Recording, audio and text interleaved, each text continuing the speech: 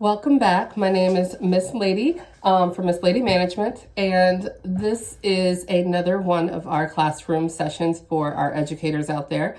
This particular class lecture, as I'm used to calling it, is going to be called Expectations and Outcomes. Yes.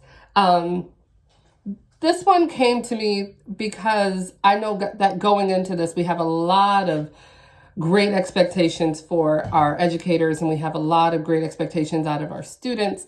But let's get rid of that. Let's get rid of what we expect. Let's focus on the outcomes. In years of management, there's this theory called manage by objective, and it's always been one of the ones that speaks to me because it means doing the job, getting the job done, and then eliminating all of the other things that kind of don't really matter.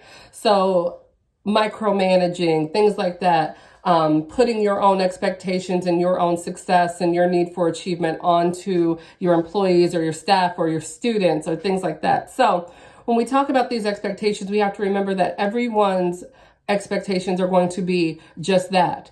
Theirs. So theirs should not be yours, and yours again should not be theirs. So as we look at the online environment, I know again, we're expecting to do greatness overnight, right? We're all expecting to be pushing out PhD students from our living room because that is now our new expectation. However, that is not how the world works. So a lot of our students are just expecting to get a quality education right now. And there's no other expectation that they have. And so in order for them to get that, there must be some outcomes in that particular field that you're in that you need to meet. Whether it be kindergarten, and by the time they graduate, they need to know all of their, they should know their alphabets, I'm sure.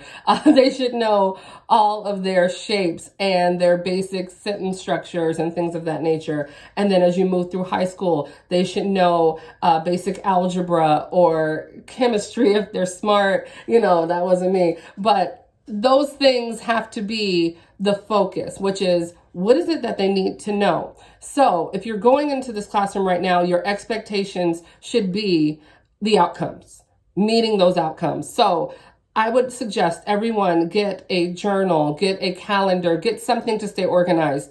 There were times when I was thrown into these courses, and I remember it like it was yesterday. There was a time when I was told to go teach this class. I got this job. I was a full-time professor. I was excited. I was like, yay! And they said, here are the classes that you'll be teaching, all 5 of them. Go forth and make it happen. And I said, okay, so where are your tests? Where are your exams? Where's, the homework assignments that you want me to distribute? They said, no, we don't do that. And I said, oh, what do you mean you don't do that? The previous school I came through, they did all of that. And they said, oh, no, you do it. Here are the top 10 objectives or 6 or 5 or whatever it is that course required.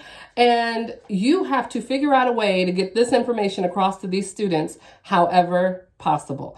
And I tell you, it was the toughest 30 days of my life because I had 30 days to build curriculum and build class lecture and build engagement into the course within 30 days. So I just jumped in there. I said, okay, what is it that they need to know? How can I best get this across to them?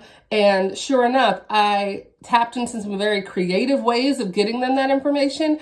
For instance, there was a time when I used to just do communications or memos for the classes, and they had to present this, and they had to execute details, and they had to what's the word? They had to, you guys know what I'm talking about out there. They had to implement a change. And then once they implemented this change, they had to discuss that change, and they had to hold an audience to that accountability of that change, which means they had to field questions, they had to respond with rapport, they had to do something that still gave people strength and faith. Like, these are part of the requirements. And I'm thinking, this is a pretty amazing assignment that I came up with, but I never would have come up with it had I been confined to a structured curriculum. So looking at the outside of that, this is a great opportunity for us to kind of build the outcomes and then change the expectations of the classroom. So I'm not saying go rogue or do anything. If you're if you're employed by an institution, obviously you have to adhere to those policies and those procedures and everything that goes along with being an instructor or professor or teacher or whatever for that particular institution.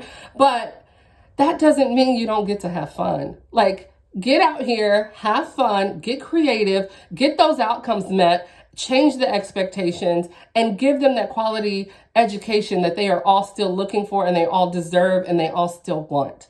So again, if there's any questions, please feel free to call, or you can't call me. I'm sorry. I'm so used to my students.